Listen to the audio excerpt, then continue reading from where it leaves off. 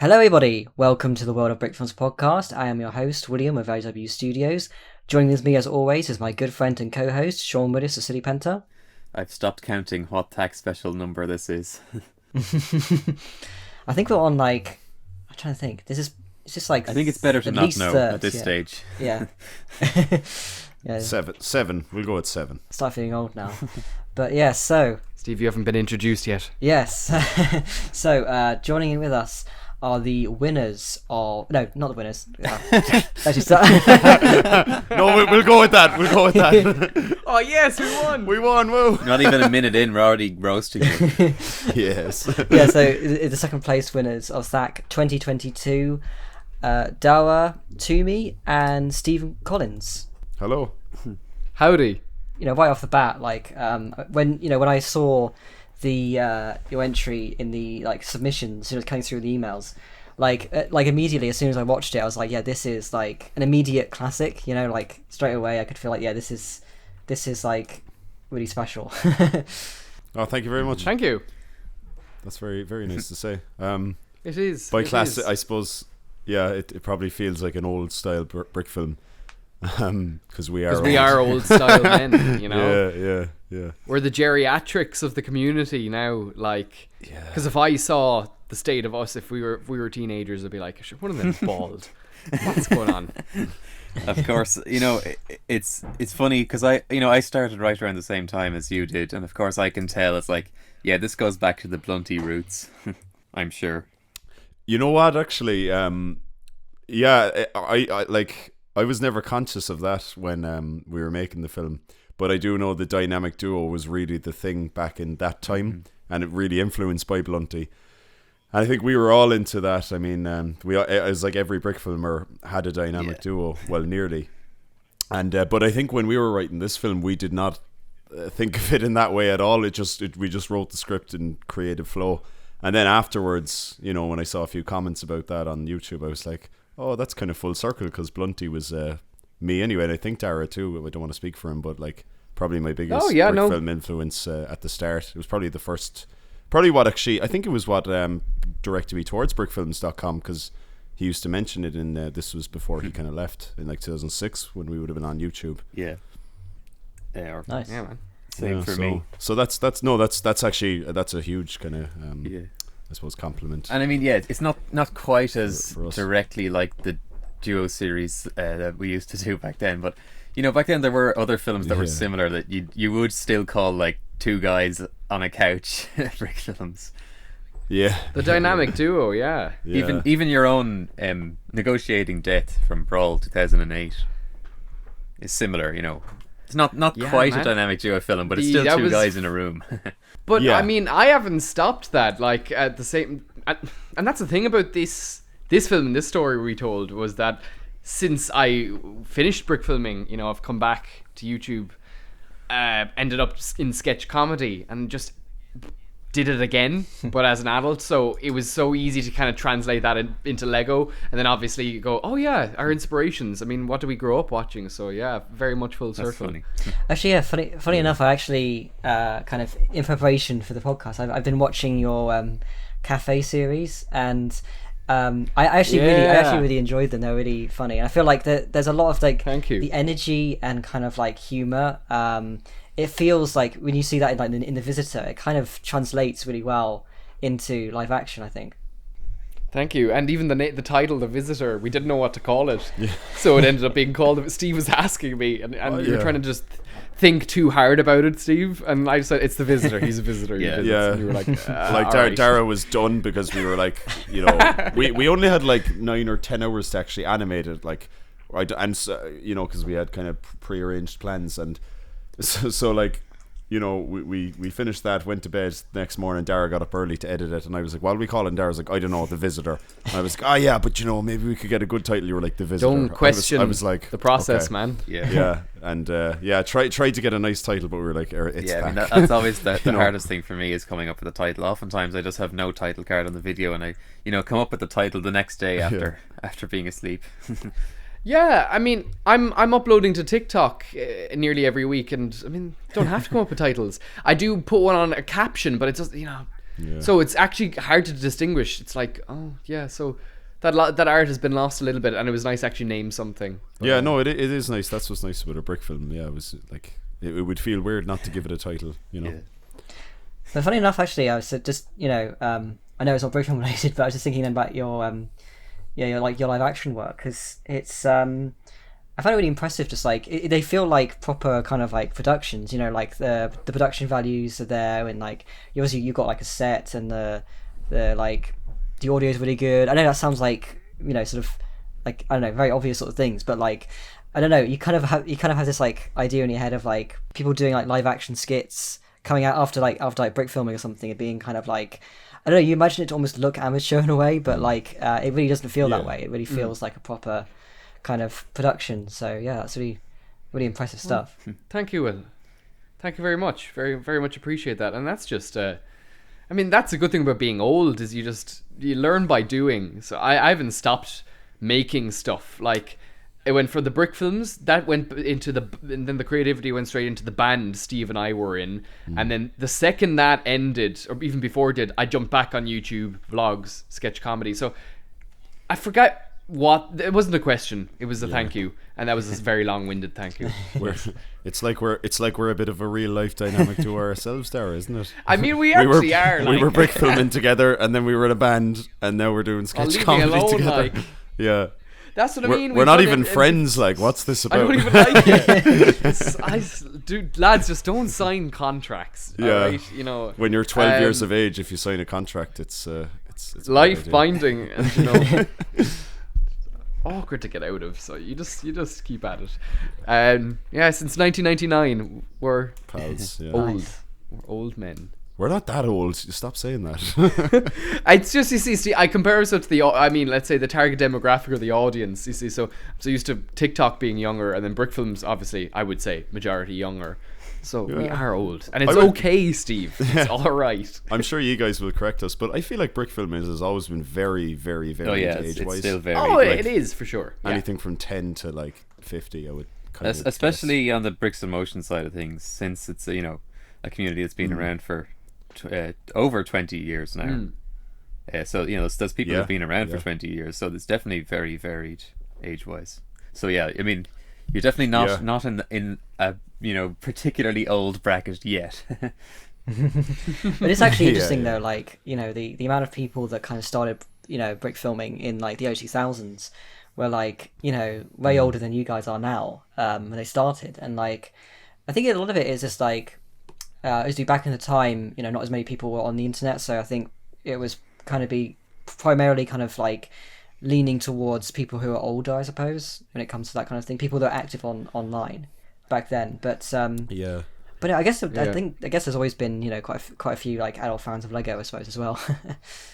I think we certainly felt like this at the time. I don't know if you agree, Sean, but like that we were like almost the first generation of kind of 11, 12-year-olds coming onto the site, and we felt quite young, and like that we were annoying all the older people. I was slightly younger than you, and like when I joined the site, I like looked up to the two of you, and I kind of gravitated towards your work, and it was hugely influential on me. What a sentence! I mean, seriously, like I watched the stuff that both of you made all the time, like multiple times over. I can still remember all that stuff vividly. Like the Kyber Crystal trailer with the Linkin Park song. Oh god! I couldn't even spell crystal. Because I looked back on that when you sent it to me, Sean. I didn't even know those things were still on the internet, and I was like, oh my god! And then I was just looking at that, going, God, I couldn't even spell. I still can't. I think it is quite funny though, because like I think you can be quite young, kind of in the real world, but like in pretty much everything else you'd be considered like quite young, but like with brick filming you kind of feel old when you just veterans by the time you hit your 20s, like no, that is fair. But I would agree that right around that time, 07, when with YouTube coming along, that's like the first time there was a lot of pre-teens joining the community, I think. And it did feel like, oh god, I'm so annoying. And I remember when I joined the site first, I I think I posted a video, but I posted the wrong link, and I was like, I felt that I'd messed up so bad that I just made a new account and started over again. Oh man, I know. Oh, that's excellent. Yeah, I really felt like the etiquette around forums was it was serious. so serious. Like there was no time for fun. Like, you know, Steve, you were swinging though. You came out swinging like in the forums. What do you mean? Like, As in, after I was silly and I started getting on the other end of it, like. Yeah, I wouldn't say silly, but like, yeah, you were like, I felt dumb, like posting on a forum was like so permanent, and Steve, you were just like into the debates, like about this, that, and the other. It was great, and I was just sitting there being like, ah. Yeah, I got really into that was my way of not being seen as a silly person. No, I was the same. I've looked back on some of my old posts on Bricks in Motion, and like, same. I mean, luckily I think they're in a hidden forum now. Only the staff can see it. But like, I'm reading some of my old posts in the debate threads, debating about like religion and evolution and stuff, and they're all formatted correctly. Like all the the punctuation and the spelling is all right, and it's so serious. And I'd say I'm looking at these now thinking I was 12 writing this. That. Like, what is this? Yeah, that's it. Oh, and actually, I had a look when I went on Bricks in Motion there. I had to look back on my old posts. I was actually showing Hannah, my girlfriend, because I was explaining the crack with THAC. The crack with THAC, that's cool. I was explaining the story about THAC and that what me and Daragh were going to do. And I was like, oh yeah, here's the forms. And she was like, I was like, oh, my old posts. And I was like on the THAC 6 one. And it was like, probably a kid younger than me, even though I was also like a kid at the time during THAC 6. I was like 13 or 14. And they were like, oh, can we do this? And I was like, I'm pretty sure that's in the rules. Read the rules first. She was like, Jesus. and I was actually, You're dead right, God, man. I was looking back on some posts and I was just actually ashamed. I was like, God, like, oh. Yeah, but that was totally the vibe at the time. But, people would get angry at you if you didn't have proper spelling and capital letters, and or if you double posted. Oh my God. Double posting was sacrilege. Yeah, that was. Remember, we started like signing our names off like at the end of our posts, even though our username was right there. Yeah, that was funny. What was I gonna say?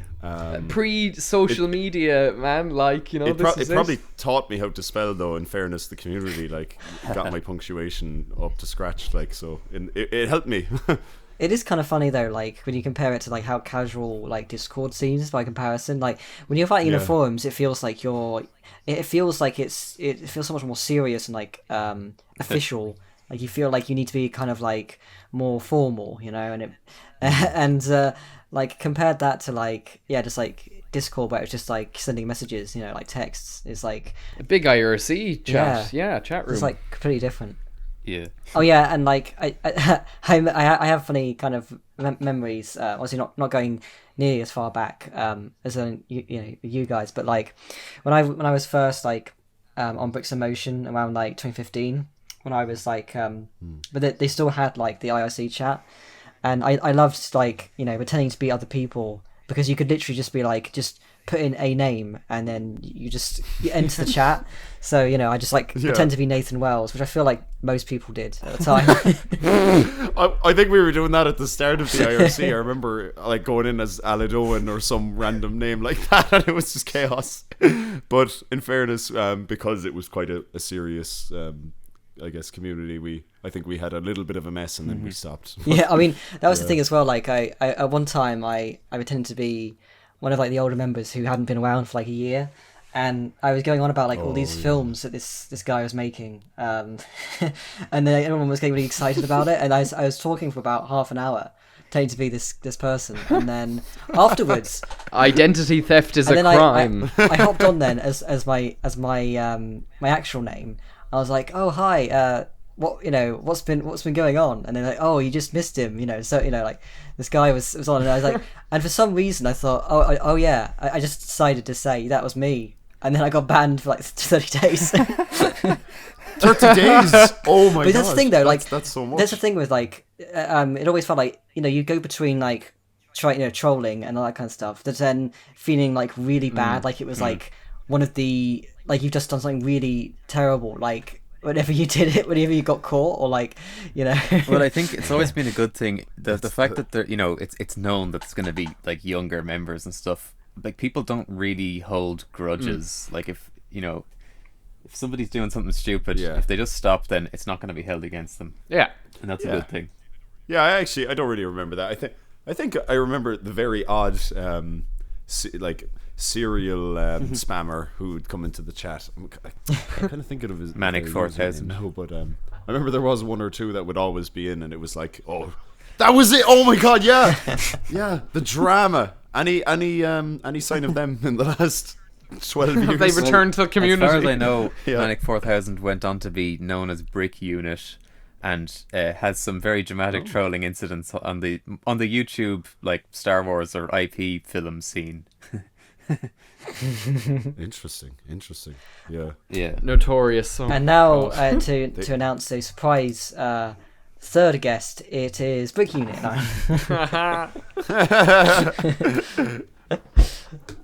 But actually, yeah. So I guess it's probably worth pointing out. Like, this was actually your first like brick film for quite a few years. Like for Daragh, it was your first since like 2017, and Steve, I believe, is it the first time you've made anything since 2009? Oh my god! Like Sean would probably know better than I would, but I think 2009, maybe 2010. Oh my god! I'm thinking middle of 2009. Mm-hmm. Yeah, I'm pretty sure that would have been the last time. So long. I don't know how I was even able to animate somewhat. I have your like your Brickfilms wiki pages like sort of ready here, like lots of tabs, and I'm like, oh yeah, it says 2009. So okay, cool. Oh, actually, yeah. Thanks for making that. I only noticed that the other day that was. Yeah, you know, did he get his own? I got my own wiki page, man, and I didn't have to ask. I was going to. I was like, will I ask Sean here? Can I have a page? But it just popped up. I was like, whoa. I've wanted to give you a page for a while because your name keeps coming up on like contest pages. But you know, I felt like I couldn't justify it because you didn't have a super notable film. But it's like, yeah, exactly. I wanted to boost the number of Irish brick filmer pages, of course. But Steve has no Steve, you need to upload a photo to your Discord because there's no photo of you on your wiki. Come on, man. You know, so since you came second in THAC, I was like, okay, finally, I feel it's justified. Yeah, exactly. Yeah, because I think I was notorious for deleting my brick films and you know, constantly like critiquing. No, this is where I start now. Like on YouTube, in the YouTube days, I definitely had like 30 of them that that brickfilms.com never saw. Wow. Yeah, it's funny how it goes. Look, I'm actually on that page now. A fight, animation, and cinematography test. Classic, man. Oh, it's actually... Oh, yeah, I remember I'm watching it now. Oh, yeah, not much cinematography there, to be honest. I don't know what I was thinking. It's not great, man. Yeah. I was looking at those again recently when I uploaded them to put them there, and I found it amusing. I mean, it was bringing back memories, but looking at the start of the Kyber Crystal and the Kyber Crystal teaser trailer, and it's like you can see Infinity Squared and Driven. Oh yeah, I was so influenced. Oh, Kyber Crystal is funny because I had that script and I was actually really happy with it, and I think I had like 7 minutes of it filmed, and then I just pulled the plug. But that was I used to obviously love Star Wars, and I still love Star Wars, but that wasn't necessarily canon in Star Wars. And I remember I think it was Empire of Dreams documentary, they mentioned that was going to be what the Force was going to be, the Kyber Crystal. And then I was like, and I didn't know anything about the expanded universe comics then, you know, and I was like, oh, I'm gonna take that and use it. And now like Kyber Crystal is really ubiquitous within the new Star Wars canon, so it probably hasn't aged well. Because the idea of it had nothing to do with Star Wars. I was just like, I like that. But there's just the little details that I remembered, like when he pulls up on the bicycle in the Kyber Crystal trailer, and like when he stops, it just leans forward a tiny bit. It like directly from Infinity Squared, because I remember all that stuff being probably. super impressive at the time. Like watching Infinity Squared, and it seemed like you know, it was made so much better than most of the brick films that I was seeing. With so much more little details to the animation and the sets and stuff. Yeah, Nathan was like, I think, a pioneer for set design, to be honest. It's, absolutely. And still is, And like, you know. production and design as well, though, because his Yeah. lighting, the whole thing. Yeah. Very much so a pioneer. Yeah. Beast as well for the set design, yeah. Oh, Yeah, that's yeah. a classic. And for long form long form, yeah. but you know. Yeah. Yeah, that was. Yeah, can you think of it? they The were- Kyber they Crystal were being in amazing. the lab and all is reminiscent of Beast. Yeah, oh, you know what? It's really bringing me back. Yeah, definitely heavily influenced, actually. Yeah. Yeah. Oh, that's funny. I have a film there called The Lab and Mega Blocks, and I vaguely remember Mega Block. I have no idea how to get those, but I just see them on the wiki there. Mm-hmm. Yeah, the ones that I have were all uploaded to Brickshelf, Yeah. so that's how I Nice. got those. The other ones were interesting. YouTube uploads, which are now gone. So Oh, yeah. That was unless one of you them. can track them down, I think I'm out of luck. I actually tried recently. I tried to get that YouTube back to see did I still have like them listed as unlisted, but no, I must have deleted them. Sure, look, we'll start again, I suppose, with the visitor. We're coming back, man. This is our comeback year. This is our comeback year. We'll be back for a brawl, and I want to do a live action brick film as a sketch in the near future. Like shoot it in Steve's house, but like film the minifigs on green screens, pop us in, bit of VFX work, bit of rotoscoping. Nice. Don't hold me to it, but otherwise we will definitely come back for brawl. Yeah. Yeah, I'm very glad. And to hear definitely that. THAC. I want to do THAC every year now, to be honest. Oh, for sure. And this Oh, time, wow, really? we'll, Oh, nice. oh yeah, we'll put more time in. It's just because again, we'd prior commitments because we'd only decided a handful of days beforehand. Yeah. But next year now we'll be like clear the schedule. We're pulling an all nighter. Like Yeah. That's the thing. We did it in like from 12 o'clock until like 9 because again our schedules wouldn't work. And then I got up the next morning and did about 2-3 hours of editing, and that was it. But yeah, next year we'll commit to it. And actually, who filmed what? I'm guessing it seems like they can kind of tell there's two different cameras involved in the TAC entry. No, two of the same camera. They're both QuickCam Pro 9000s. Okay. But can you guess who filmed what scenes? Well, I'm thinking that Steve filmed in the living room. Yeah. Everything looks different right. there. are- Like the lighting is kind of bluish, or something looks strange about it. Yeah. Yeah. Yeah. That was The Steve. white walls and overexposed. Again, kind of God! I had kind of to. Russian. Well, you know. Yeah, I had to. Is it a crime to say I pirated software? No, I bought a software with my good hard-earned money that basically, like, as a plugin for Premiere Pro, that had to get rid of Flickr because the white walls, Steve, were breaking my heart. Yeah. So They're breaking. But to be honest, it was like when I was playing it back we used you wouldn't notice, but it wasn't until you rendered it out and you sat through it. I don't think the animation software we used was great though, because it also in the playback it looked so janky, and then when you rendered it, the animation was smoother. Yeah. And it was so disorientating. It wasn't Monkey Jam, by the way. And the way we couldn't animate to dialogue, we just wing it. Yeah, we couldn't import the dialogue, and we were just like, oh, we don't have time for this now. We just have to keep going. Like, yeah. I was kind of thinking the animation is like old school. It was reminding me of like what we do back in the late 2000s, and I was like thinking to myself, this would be absolutely perfect if it had super expressive animation to match the voice acting. I would. Well, love you that. know, it's funny. I remember the first shot I did of Daragh going, "Did you hear that?"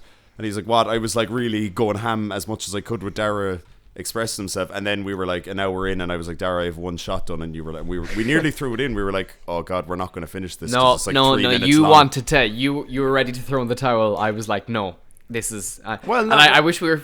I wish we were filming a documentary because it would have made really good content next year. Allow me to film us. But no, Steve. Basically, what we're saying, or I think just to finish up what Steve was saying, was that like we were going to put in a load of effort to do the expressive animation, but It would take too long to realized it was tack, taking of too course. long. But and then we came to that point, and I said, no, if we just simplify the animation, like barely a head movement, we'll get it done. We didn't care if it didn't look good. Yeah. I wanted to tell the story because we briefly considered, do I shorten the script do we do something completely different? And I was like, no. Well, then I'm that's a happy good with that decision story. because Yeah. I mean, I'm always you. advising people that, you know, if people ask, you know, tips for THAC or whatever, I'm telling them, try to get away with as little animation as possible. Yeah, Man.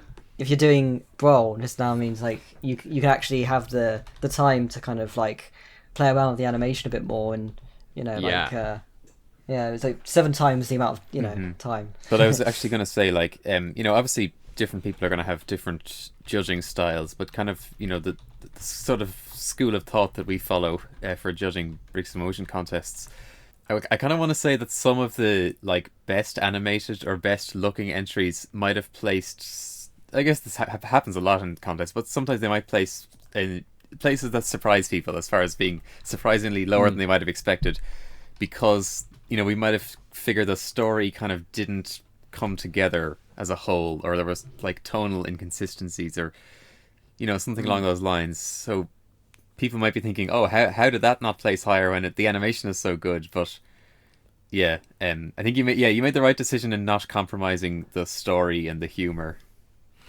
Yeah. It's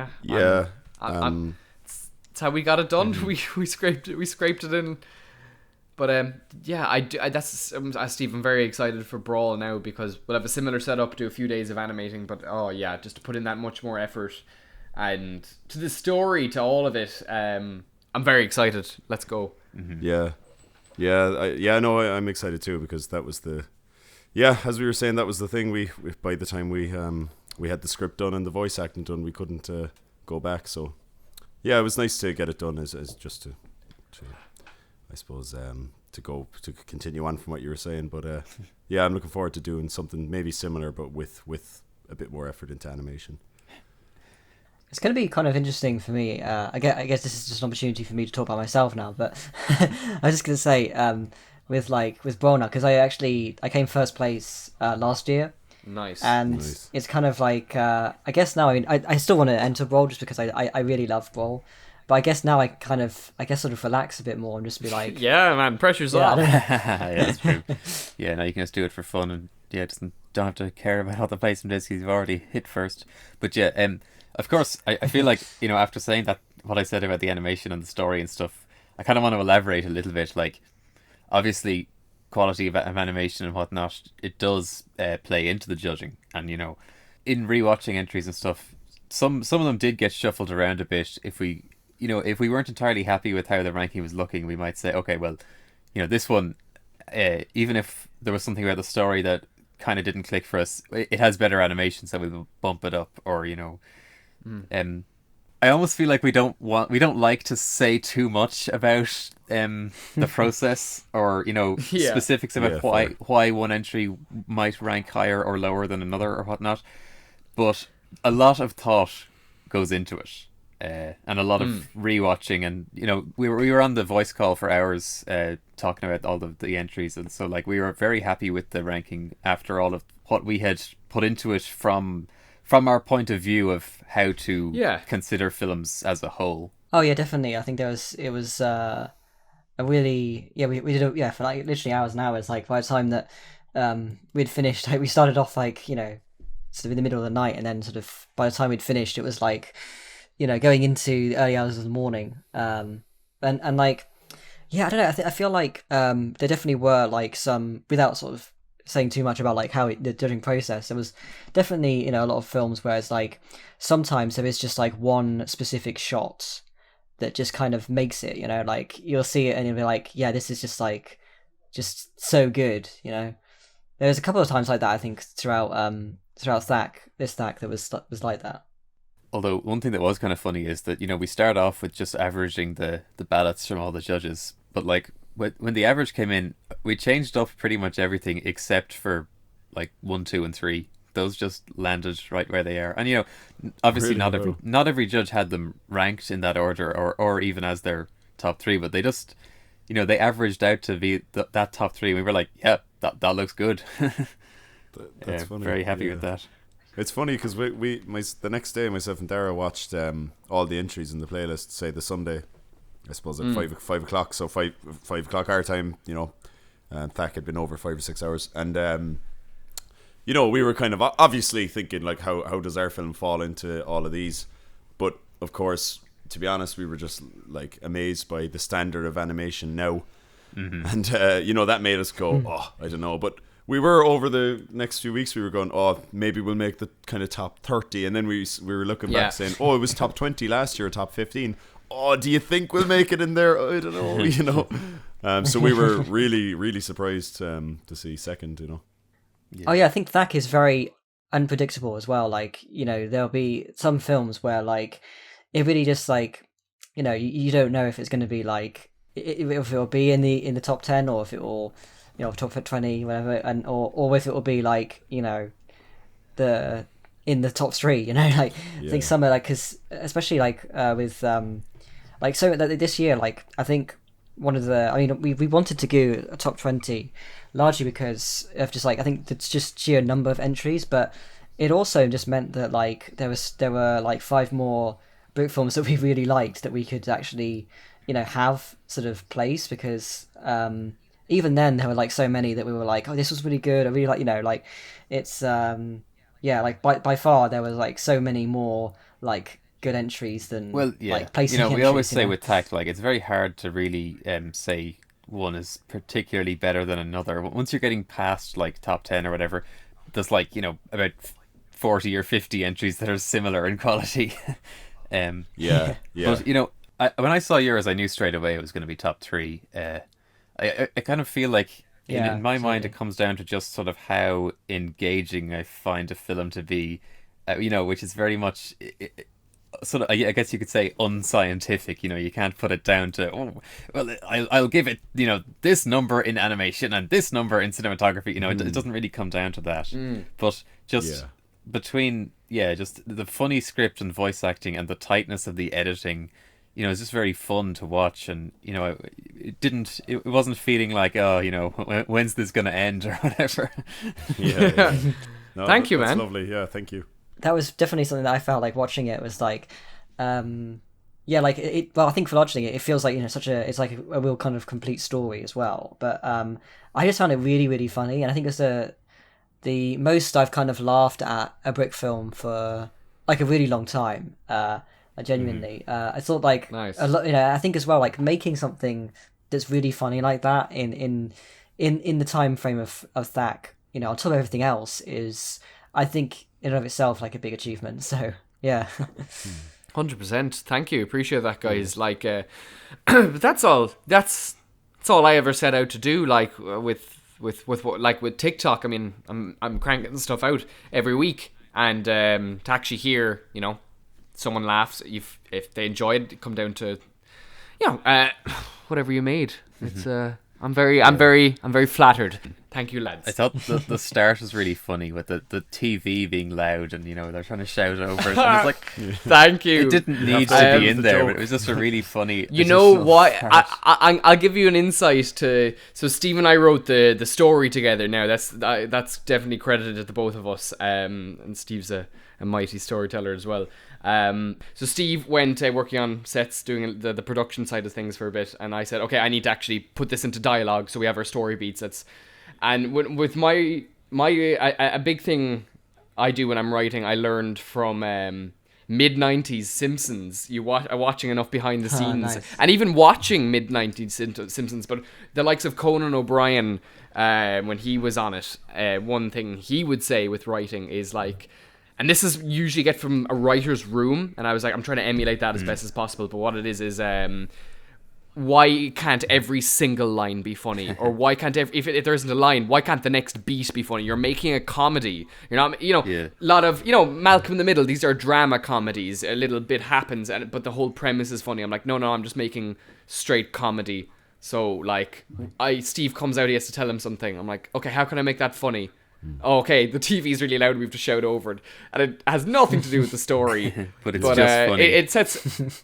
Thank you, yeah, exactly. It's funny, and it just sets up our characters, it sets the tone, and you're having a laugh, and then just trying to keep that pace for the rest of it. Yeah. It can never be a dull moment. I absolutely just love that scene, the bit when, you know, he runs into the house and it's like, don't panic, but there's a stranger outside. He just sort of like just sits there, not responding. Like, well, you could panic a bit. Yeah. But that's it. You're right. It sets up the character as well, even though the joke might be slightly irrelevant at the start of it. It sets up the way they interact with each other for the rest of the sketch or the film. But I'm actually reminded of something. I guess I've got a sort of two sides of a similar coin here. But I wanted to say, like, I guess you could say that it almost feels like a cheat that you've had so many years honing your like. 100% comedy writing and voice acting, and you can just port that over to brickfilming, and it's instantly just stands out.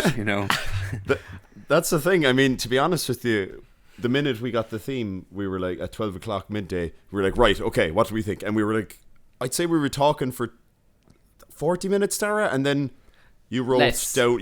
I'd say by the time you had everything written down, you said, all right, what do you think? And we discussed what we'll keep in, take out, and we had the script finalized in under an hour. Yeah. And then we said, okay, Daragh set up, we started voice acting, and, then we did the voice acting within half an hour, I'd say. And then you cut it all together. I finished building the sets, getting set up for animation, and then, we were both animating. That was in 2 hours, yeah, and it is absolute cheating, and I'm delighted to have, because we didn't have this when we were 15. I sucked at writing stories, couldn't voice act. Same. So, you know what, this is for him, like... But that's the thing, our writing and our kind of... We just bounce off each other so well. And also even our voices complement each other, because my voice is a bit lower and Darragh's voice is a little. And I can do the more nasal, horrible one. It's great. But they complement each other well especially for that dynamic duo, and like me and Daragh for years now have been writing together, and I've been helping Daragh, I suppose, write for his TikTok. Working together, exactly. Together. So we just know what works, and we're also since we're best friends for so long, we're so good at saying, no, I don't like that, no, that's not working. Oh, for sure. And we're just we need to do this, and there's no kind of tiptoeing around each other. We're just like, no, I disagree, no, come on. And then there's no and it's a good debate, because if I really am sold on something, this is a tangent, but why not? I go to Steve, I'm like, no, convince me that it's not a good joke or it doesn't work. And Steve will even say, like, okay, I can't, fair enough. Or sometimes you'll actually just break it down, and I'm like, cool, yeah, that's fair enough. If you're arguing with it that much. But no, we have a great process, and with this, there was none of that. It was literally, we came up with the story fluidly, naturally. Yeah, very creative flow. And we were off to the races. I'm definitely the same. Like making Brickfilms with my brother, we can just say bluntly, like, no, don't put that in, or no, it's not good, and it's not, there's going to be no hard feelings.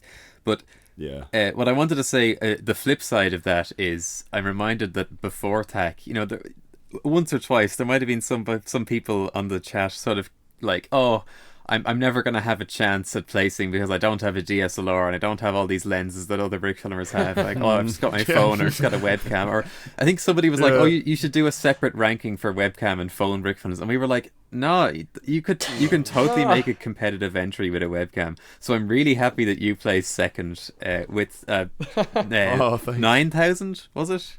Yeah, not even Pro full 9000. HD, like. Yeah, not even C920, but 9,000 from 2008, I think that. Probably older than some of the entrants. 2007, actually. Is it? Yeah, I think we got it in 2007, late 2007. Oh, I thought that's when the 5,000 was around, because I got the 5,000 then. I think it was first as well. I think it was THAC 4, just before THAC 4. I got the 9,000. I think you had the 5,000 as well. I did, and we two of us did. We had to take out the lens, take out the glue, and manually focus it. Yeah. I think I learned that from you. Yeah. And Steve, didn't you make a video? Yeah. You made an instructional video on that, Steve. Oh, I thought I got it from someone on brickfilms.com, because I got the camera because I wanted to get the 4,000 because that's all I heard everything about. Wasn't available anymore. I got the 5,000, realized it was autofocus. I was like, oh. And then I saw someone, I think it was on brickfilms.com, were like, no, there's a trick, break your webcam and you will manually focus it. Yeah. No, and, I could swear I learned that from you, because like there was nobody on Brickfilms who had the 5,000, because everyone already had the 4,000, but because we joined right when the 4,000 went out of production, like we were the first people to get the 5,000. Yeah. And it was like, don't panic, we have a thing. Maybe I made a video based on the thread I saw. Maybe the thread didn't have much. I think you did. Or maybe I saw it on YouTube. I can't remember. I hardly thought of it on my own. Because I'm pretty sure I also learned how to do masking from a video you uploaded to YouTube. Oh, no way. Nice. Yeah. Oh, man. I bet it must have been really funny for you guys. If you're doing like live action skits and that kind of stuff with, I don't know if do you use like DSLRs or like video cameras? If that's the question, I'll answer quickly, or if this is part of a bigger question. But That's a bigger question, yeah. yeah. Okay. I use mirrorless cameras, so technically not DSLRs. So the Sony. I won't go into it, but yeah, I use Sony lenses because that's the thing. I'm a videographer by trade as well, so that's one of my jobs.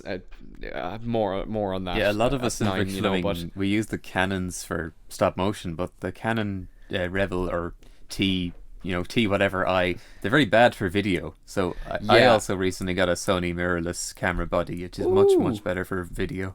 Which one, Sean? Can I ask? I'd have to get it and read the number.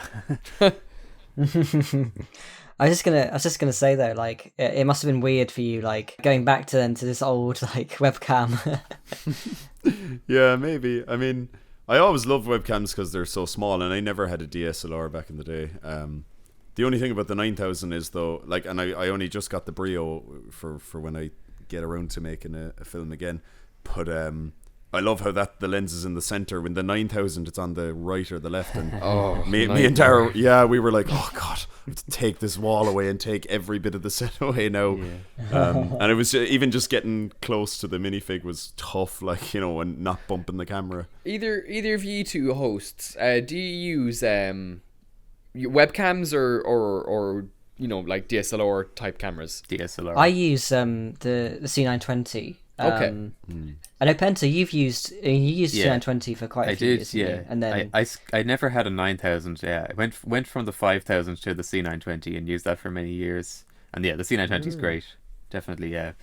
Yeah, that's the thing. Like, I feel like that's the thing. Another thing I was kind of like when I saw that whole thing of someone saying like, oh yeah, there should be a separate judging criteria for like different cameras and stuff. It's like, I feel like there's so much you can do with just like the C920 because like like the amount of stuff, like compared to when I was starting out with the C920, which I got it in 2016 is when I first used it, and like some of the stuff I was doing then, like it really, like the sort of stereotypical kind of webcam kind of quality to it, and then using the exact same camera like now, and like you just through just sheer like just doing it, you just regularly making films and sort of learning the process basically, and like when it comes to the lighting and the cinematography and like I feel like obviously you're not going to get these quite as crisper an image as like a DSLR, but like I feel like it's pretty close, to be honest. Like a lot of it is just like making really the very holds up. most out of like what you've got, Yeah, I mean, from the 9000, it's such a big step up, and the fact that it lasted so long, because I was debating to get that or the Brio, and I just kind of bit the bullet and tried the Brio, which because I was like, oh, it's 4K, and I know the lens is very wide, but yeah, I mean, it looks so good. It's just mad to see compared to, because I don't think the 9000 is obviously that great, but at the time it was good. But yeah, it's a great webcam, I'd imagine, the C920. I actually got a funny story. I don't think I've ever actually shared this online, but because I've done I did a series of like commissioned projects for a museum that I used to work at. Nice. And there was one that I did that was like it was like a Lego one, which ended up, I think, kind of like one of my most viewed videos, because I managed to I sort of, it was army training in Lego, so it was very kind of like the algorithm ate it up. But I did a few like live action ones. And when I started out, I didn't really have like really any equipment except for what I used for animating.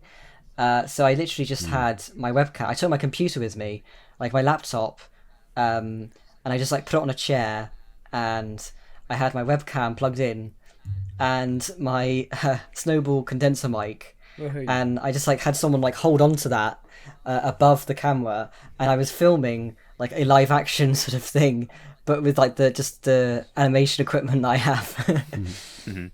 And like, it works. Like, you know, even though my computer decided to crash during one of the times I was filming, but like it did get the job done. So like, I feel like there's all sorts of stuff you can do when you've just got like, you know, just working with limitations and, you know. Yeah.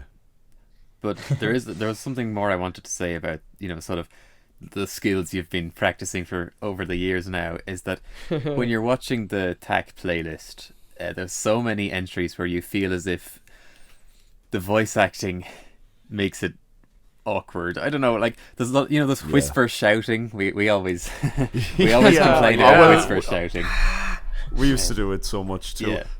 So when your entry pops up in the playlist, it just jumps off the screen. You know, like it stands out immediately because there's been so many entries where they're not like fully going for it. They're not committed. You know. Yeah. Yeah, you just need to shout. I suppose, I mean, myself and Daragh just at this stage very experienced with the kind of acting, so it felt natural for us to do it, but when we were like younger, it was like, the last thing we wanted to do.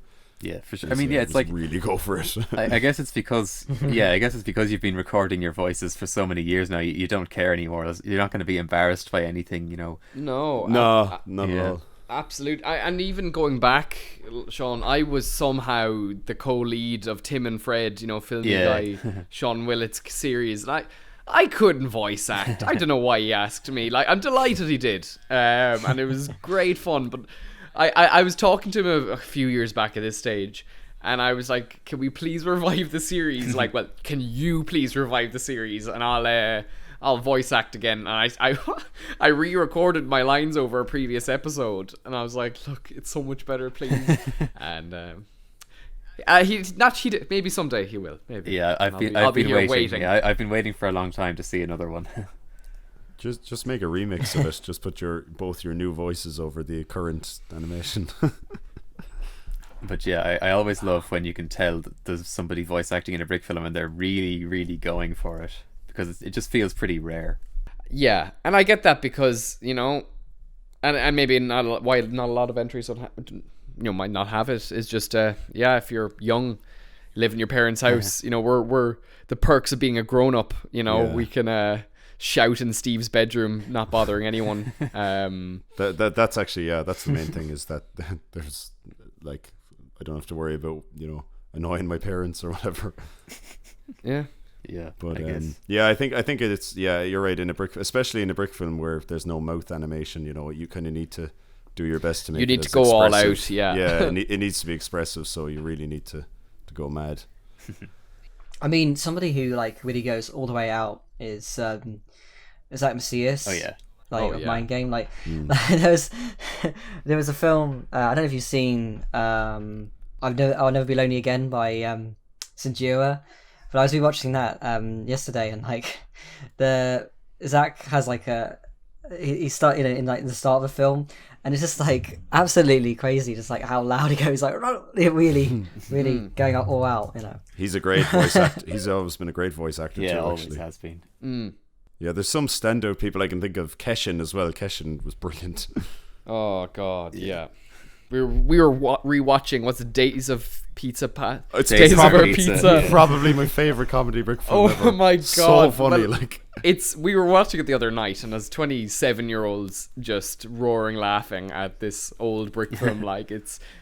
Oh yeah, well, that one holds up so well. And it's so actually funny. A good example too, because it's not like, because Keshin is great animation, but it's before he got really, really smooth with his animation, you know. And but the smooth story, walk cycle, man. Yeah, man.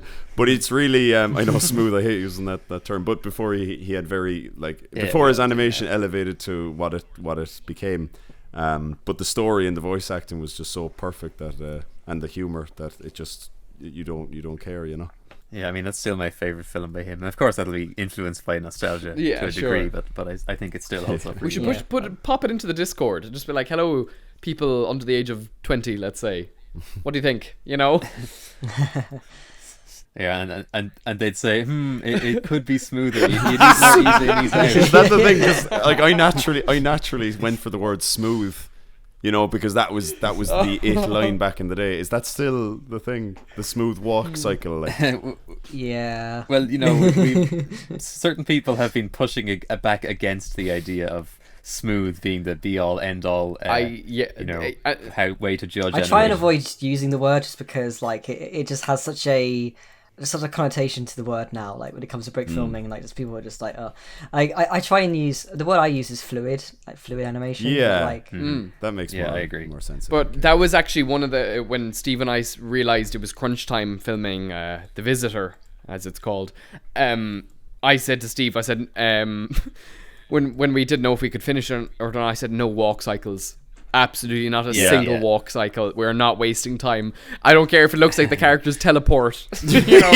Oh yeah, that was it. Yeah, we love hearing unless this. it's in the script. Daragh walks outside. Do not show it. Can we take this as a soundbite and just put it into the Discord? Spread the word hard and fast, like especially for comedy. I think we've been trying with this podcast. We in the past we have been talking about trying to tell people, hey, did you know you can just cut and have them somewhere else? Oh, it's fair for more dramatic things, I think. Where it's where there's a good reason to do it. But for comedy, often it's just when it's characters talking, it's like.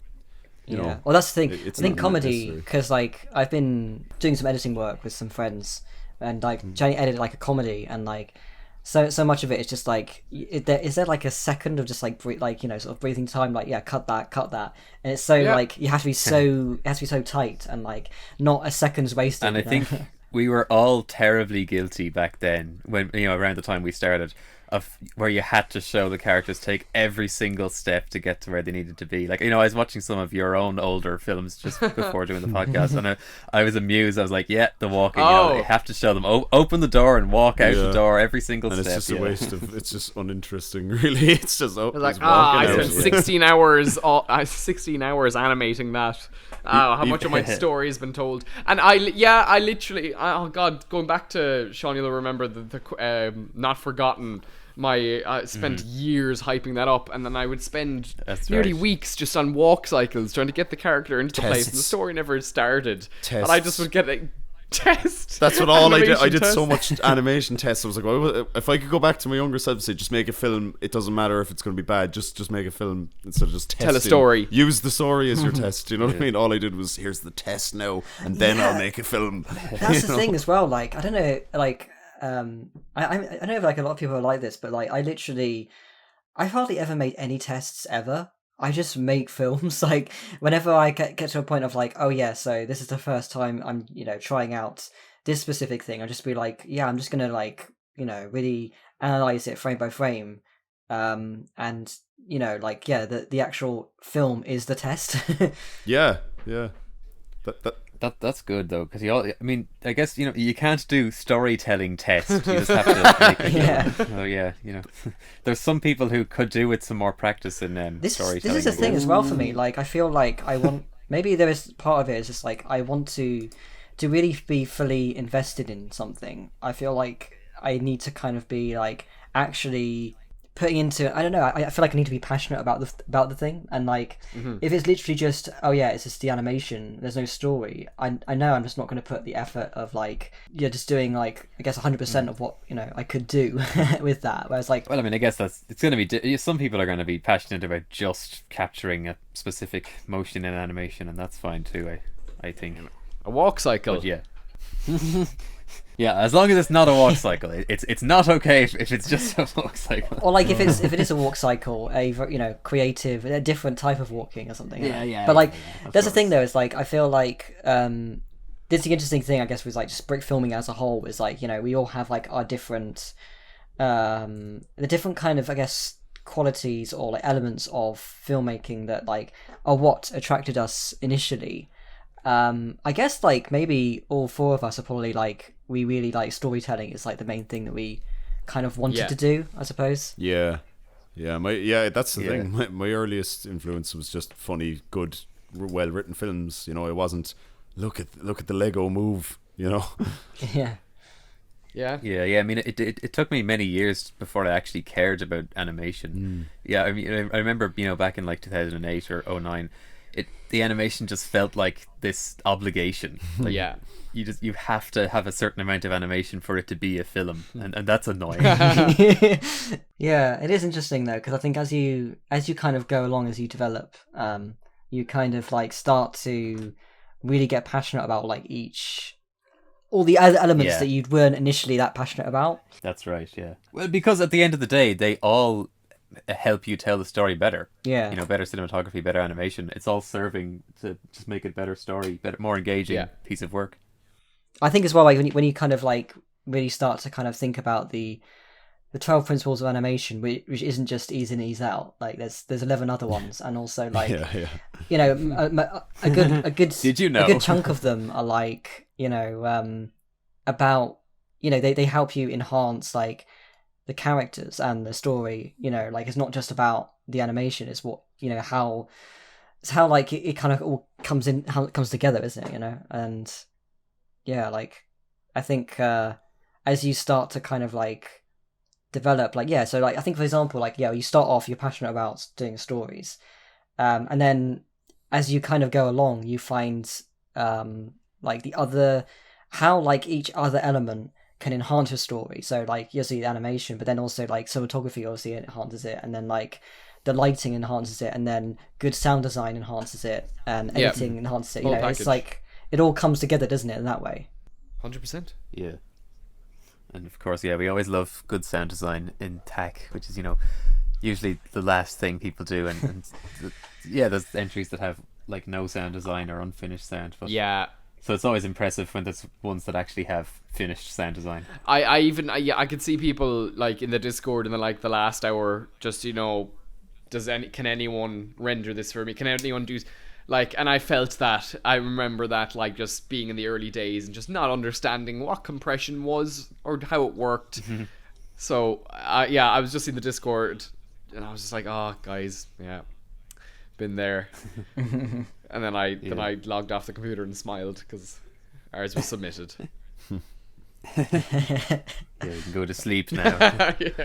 Do you, actually, I guess another thing I was going to like ask, I guess sort of based around, like, you know, your experience and stuff, do you feel like, because of like just how much you've just sort of like non-stop been kind of like working on like, you know, skits and you know, sort of telling stories basically, does it get to that kind of point now, like, I know it never gets like easy necessarily, but do you feel like the pressure's off a little bit with like both of you like being able to kind of be like, okay, so you've got 24 hours like coming up with a story, like do you feel like it's just so much more like natural to you now and just like much quicker, you know, just to be able to do it? I love that question, and it's more of a case that the process is easier, but there's no less...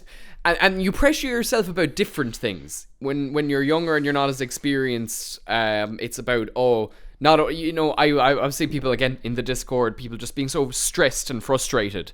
But, like, because as doing this for so long, you learn so many more things, like time management and prioritizing this, that, and the other. As Steve and I told the story earlier, we had our voice acting down, recorded, and, you know, done it within 2 hours. But that all comes from years upon years of learning by doing. So yeah, the pressure definitely is off because we have it more streamlined, and that's what you get for doing for so long. But but then the pressure's on at the end of the day, because I want to make something good. I want to make something that meets my standard story, comedy wise. You know, so I think that's anyone for all ages. You could be doing it. You know, Scorsese, sure, he's old, but he still wants to make good movies. Really, Scott, he's in his 80s. Fair play. But, you know, I guess I almost feel like newer people might consider it slightly unfair that, like, you know, people who've been around for over 10 years place high in the contests. But it's like, I want to say that, like, at the end of the day, you know, we hope to get some really good entries. You know, we hope to generate some really good brick films from the contest. And it's like, it's no surprise that people who've had more practice are going to be more likely to be able to make something really good. But of course, I am happy that a newer member also placed third.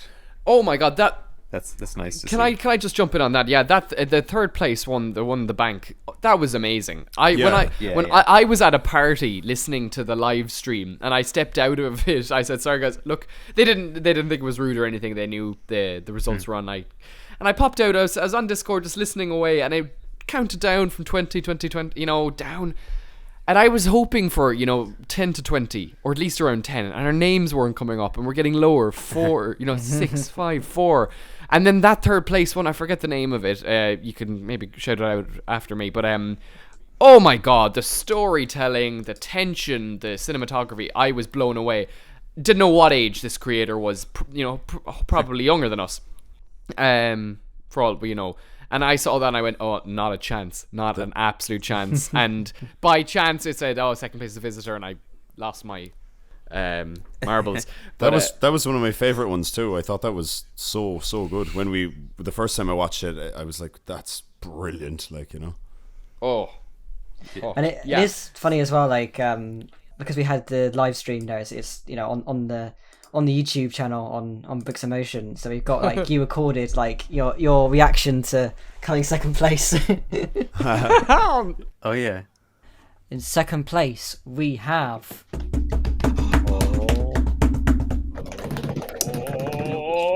The Visitor by Daragh and Steve Collins. Yay! Oh my god, let's go! It's funny. No. We were both, because I was out. But I wasn't at a party. I was out, and I was in town, and I was texting Daragh, and I was kind of checking. We were both checking the Discord, and by the time it got to 10, we were like, yeah, look, we're gone. Look, it was fun, Yeah. And then Daragh was like, I'm on the chat, and I was like, oh, I can't go on now, but I was like, sure, look, let me know who comes first, or I'll see you tomorrow. And I put my phone away, and then I got a notification, and it was Discord, and it was tagged at second, and I, like Daragh said, I was like, what? That third place entry was Have a Nice Day by Chazen, who I could be wrong, but I think he's under 18. Have a Nice Day, yeah. And it is amazing how far people have come, especially with THAC. The standard is so much higher. I've noticed in all of it. When we came back the days before THAC, just giving a watch of what the contemporary brickfilmers are making. Oh my god, the standard animation, everything, way better than us. It reminded me of Cognizance as well. Yeah. I mean, well, Cognizance would have been one of the early ones where people would be like, "Whoa, this looks cinematic." It's amazing. Yeah, I remember. I think it came out in 07 or maybe 06 or it was 05. Was it 05? Was it? Well, do you know what? 05 on it was Brickfilms. featured. It was on the featured film spot when I joined, because I remember it being up there for a while, and I think that's when I was like, whoa. that was that's such a Cognizance is such an amazing film, and I feel like as well it was. I guess we don't do it as much now, but we used to have this kind of podcast bingo where literally every time we would every time we record an episode we'd always end up saying the same things or mentioning the same things, and Cognizance was for a while that was mentioned in every episode. Really? And it's back now. Right. But even though that came out in 05, it's not overnight everyone suddenly got up to the standard of Cognizance. I'm sure you'd remember all the early contests, all the entries still looked pretty scrappy, just normal, point the camera at what's going on. It's only really in the recent years that the playlists have loads and loads of entries that this would, cinematic visuals and good editing and such. And the set design, all of it. Oh, just the whole shebang. Mm-hmm. Yeah.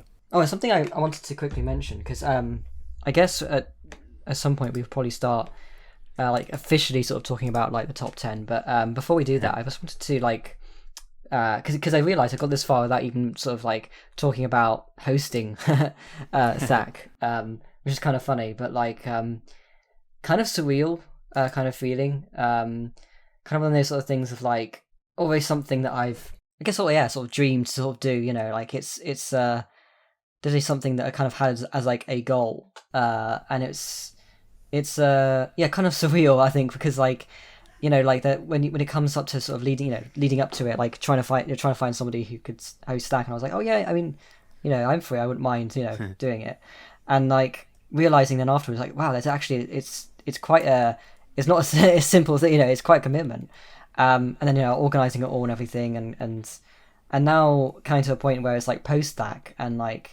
feeling of oh yeah, actually it's all done, and it went really well, and it's a funny. It is a funny feeling, and it's not the easiest job at some points, but I actually really loved the experience. It was Yeah, and also just to have like it being like the biggest stack ever was quite amazing as well. Fair play to you guys. Yeah. Yeah, No, thanks. I can vouch for it too. That it's it can be quite stressful because I did half of THAC 6 and bailed, which I regret now. You know, I really regret. Also went back over that thread and was like, ugh. But yeah, I think it's funny actually. I remember someone just again going back to the seriousness of the way things were debated on forums, but someone like called me out basically, and they were dead right. They were like, "Did you think you just got overwhelmed by the amount of entries?" Because I think at the time it was like 68 entries or something, which was the biggest ever. It was the most. Yeah, ever. and I was also school was getting quite stressful, and I was just again 14 and overwhelmed. So I was just like, I think it was VN animation. I just said, do you want to finish it? Because I just can't. And but yeah, so I know what you mean.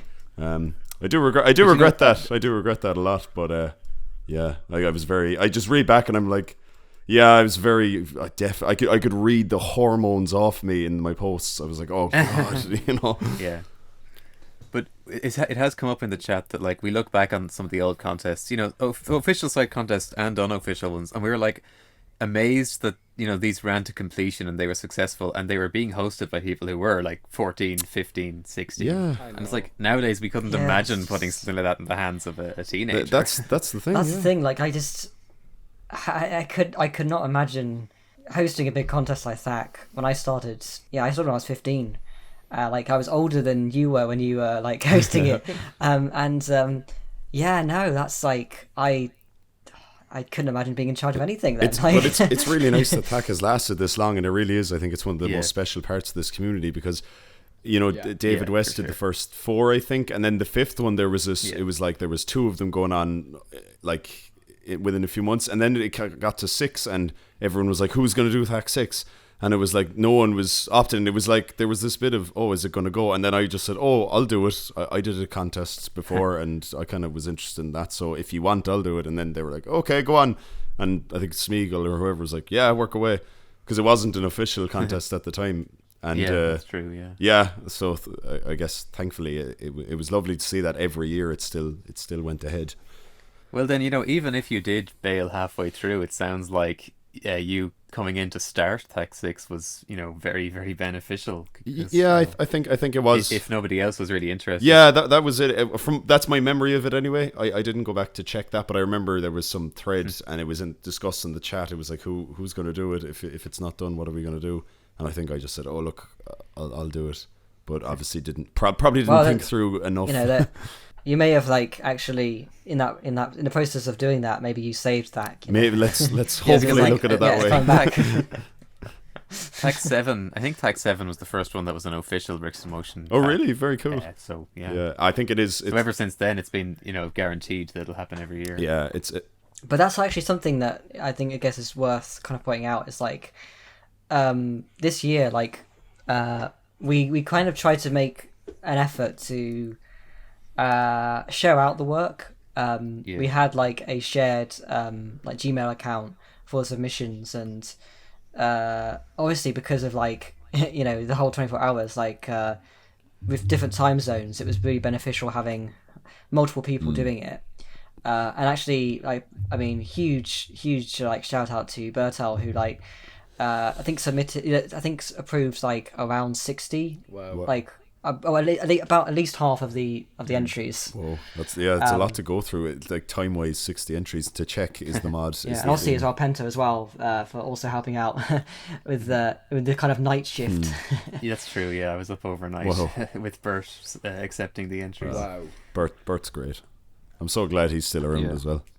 Yeah. Yeah, absolutely. What a community. I love that THAC is like the most direct link, you know, this nice link that goes through all the years and it keeps bringing people back. Yeah. Oh, like, yeah. I mean, you know, of course you've just come back for, I mean, hopefully not just for THAC, but yeah, you know, THAC seems to have brought you back. It's probably the longest running contest in the community, is it? I mean, yeah, I guess. Steinerei in the German community. Oh, very good. Predates it by like a couple of months. Oh, wow. So sometime in 2005 as well. Interesting.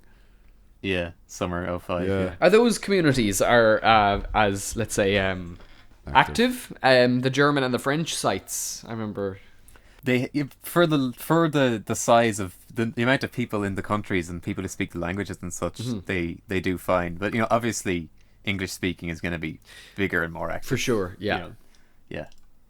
I mean, the Steiner Eye is still a pretty substantial contest, isn't it? I don't know how many entries they get regularly, but there's there's always a lot of really good stuff that comes out of that. Of course. So the thing about Steiner Eye was that it was a real life event. So obviously in the last few years it's shifted to online. I assume they'll want to get it back into real life as soon as possible, but obviously it seems a bit more low key that it had to shift to online, but until then, it was still doing really well as like the main event of the German speaking community. Interesting.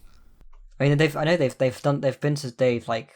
in some really amazing places. They go been to the Alps and all sorts, and they actually host the contest. Well, yeah, there was one in Austria, and it's usually in the city of whoever is hosting it. I think it changes hands pretty much every year. I think. Cool. Maybe somebody will do it twice occasionally. But yeah, when you were talking about being the host of THAC and it being sort of surreal, I was reminded of being listed as an admin of BIM, and I was just thinking back at when I joined Brickfilms. The impression that I had of RevMen was this guy must be the ultimate god of brick filming. Even though I didn't know his work, his film work as much as some other people, but I still thought if this is the guy in charge of brickfilms.com, he must be the number one, and then I would have thought similarly of Smeagol once we were on Bricks in Motion. So it was really surreal to end up being an admin of the site. And obviously I don't feel differently. I still feel like I'm just a guy. Just a guy posting stuff. I mean, that's kind of... Yeah, I mean, I feel the same way as well. I think when I got the approval of you to kind of so I could create my wiki page again after... the first time I created a wiki page for myself... it was back in 2015, and it was rejected. And then doing it years and years later, I guess it's okay if I do it now. And having my page on there now, it's especially considering that context, it does feel really surreal. But it is funny how you kind of go, how you kind of considering where you started and that kind of stuff, and how the admin team feels so kind of almost like gods, and I remember the impression I used to have of you guys when I started, because I started brick filming late 2014, early 2015, and within that kind of few months before the summer when I joined, I had kind of discovered a lot of people that were on Bricks in Motion. I discovered Penta and Nathan Wells and I think Smeagol and Chihuahua. So, I go onto Bricks in Motion, and all these people are active on there. Well, that felt really surreal as well. So I always had this real really high impression of everybody that was on there. Every kind of step like that feels, just being in the sort of mods team as well on Discord and stuff. It's it feels really surreal. And it's funny now to be older and have a different perspective on things, and you see if Edbound posts in the Bricks in Motion or Brick Film Day Discord, and there's usually at least one person who's oh my god, it's Edbound, and I'm sitting there looking of course, why wouldn't he be there? He's just a guy, he's just talking about making his brick films. Yeah, exactly. yeah just people. Oh yeah, that's another thing as well. You get to the point of being around for long enough where people who started way after you or became more active way after you. Now they're sort of people that loads of people look up to, and that's kind of weird because it's well, yeah, God, I am getting old. yeah, I'm feeling it. I'm feeling, guys. And I say all this oh yeah, I'm saying this from the context of someone started in 2015. No, I agree. But yeah, I guess should we head over to talking about the top 10 entries? Absolutely. Sounds good. Yeah, we probably should. It's probably a good time now because obviously it takes a bit longer than the usual showcase.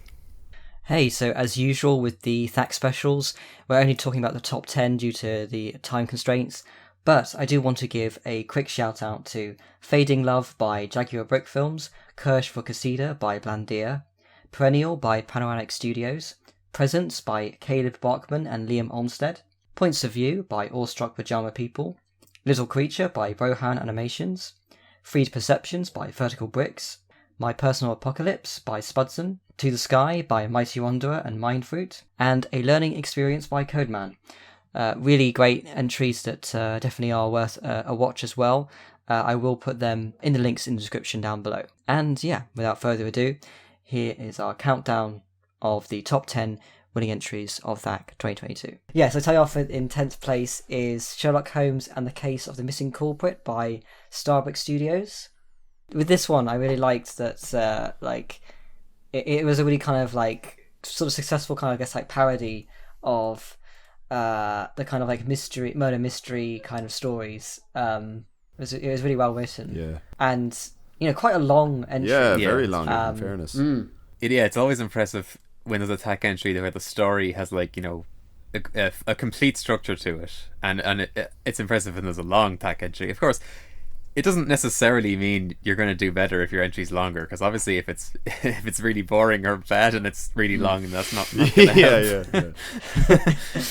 Yeah, but luckily, this was a good long entry, and it didn't feel unfinished or anything. It's a good build up of like the music building up and getting slightly faster till the end. It's very nice. So I think the length really works. Yeah, actually, because I know they used music from the Hans Zimmer music from the Robert Downey Jr. films. Yeah, Robert Downey Jr.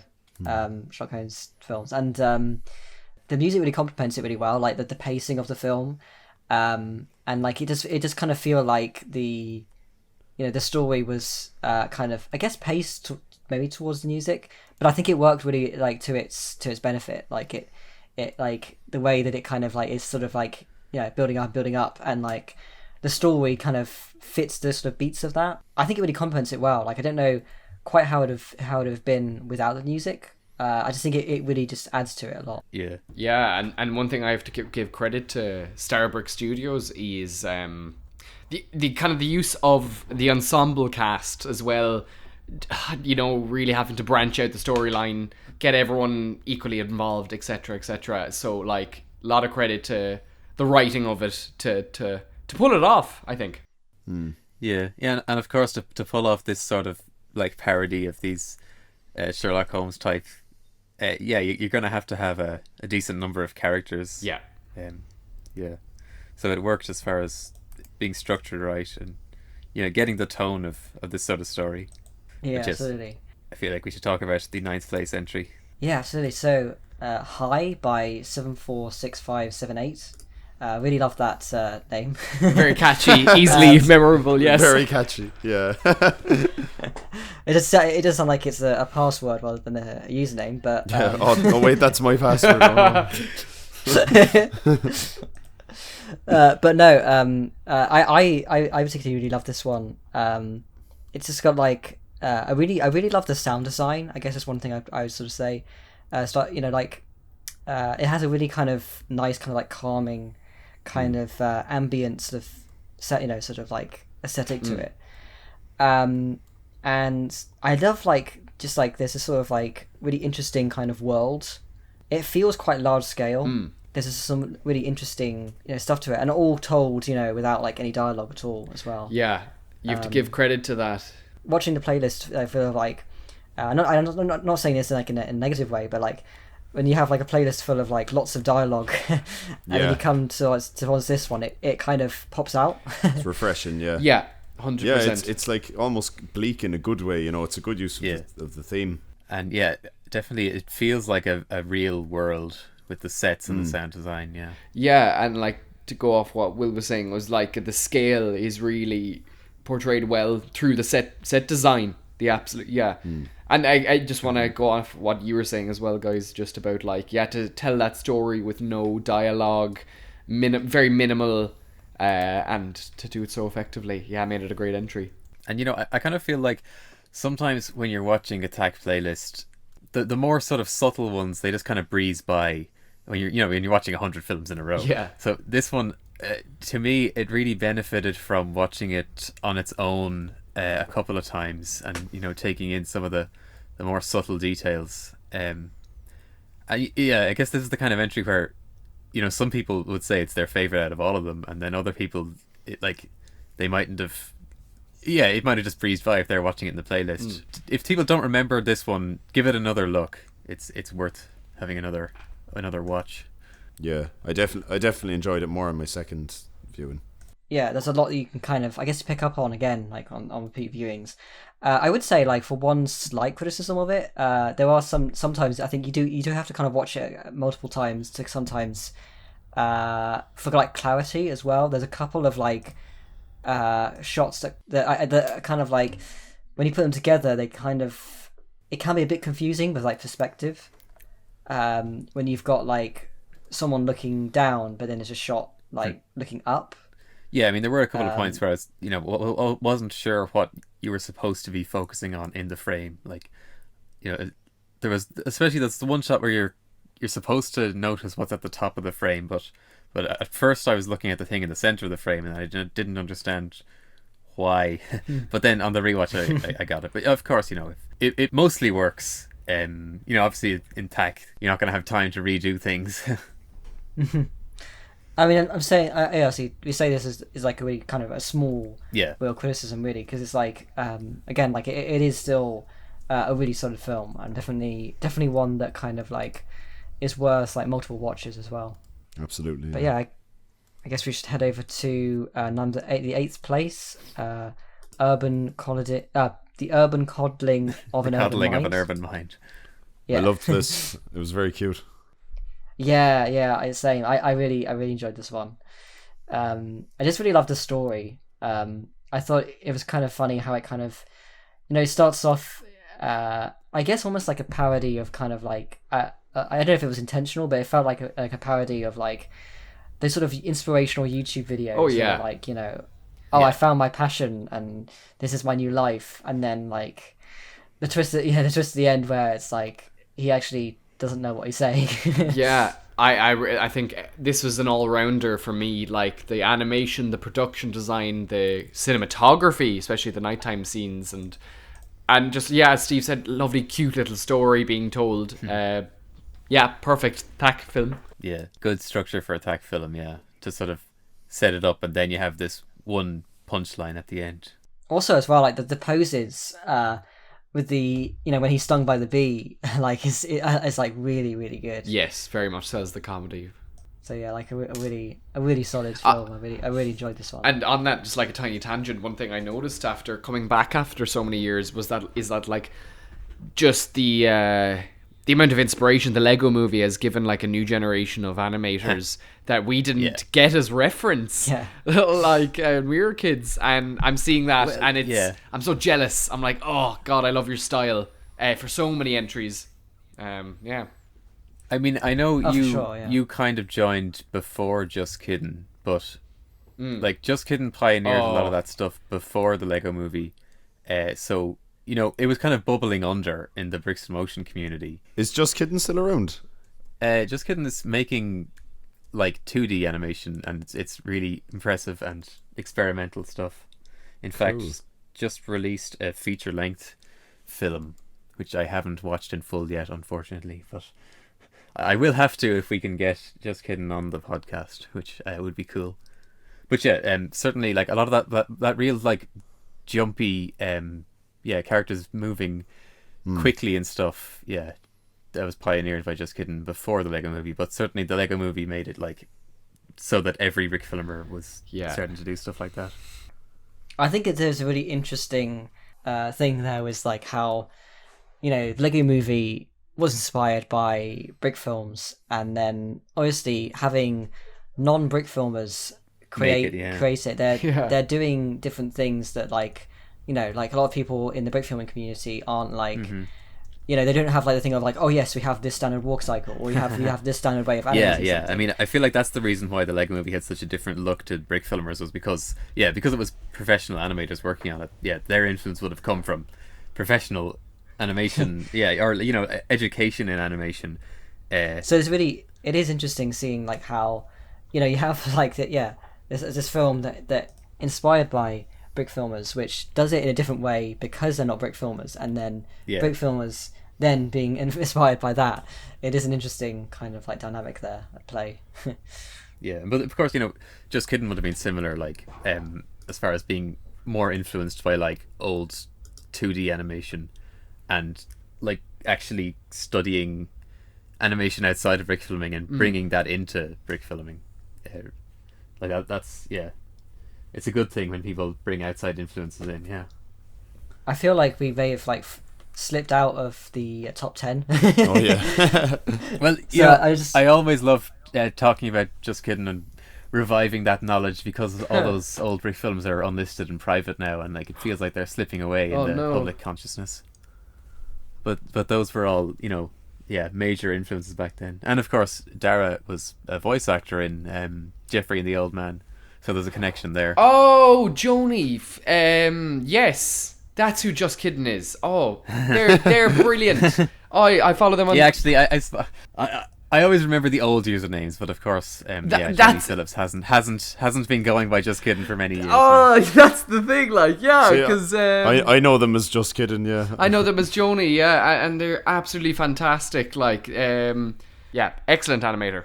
But Absolutely. THAC 2022, Coddling of an Urban Mind. Yes, nice 8th place entry. Really solid. In 7th place we got To Be a Bug on the Wall. And another film in the Captain D. Rom series, which is by now quite long running. Yeah, I'm not really familiar with the series that this is part of, because I'm not up to date with much brick films. But we Steve and I watched all of them together. But with this one, really liked the I guess just the style of storytelling. The fact it was a fly on the wall, bug on the wall, have you? So it was it was a nice something that stood out, and I'd say stood out to you judges as well. Oh yeah, for sure. Like it definitely took the kind of like, I guess, perspective angle quite in a creative way. I really liked that element of it with the bug. I think as well, like just again another one of these like quite long entries. Like this very easily could have been like a brawl entry, and.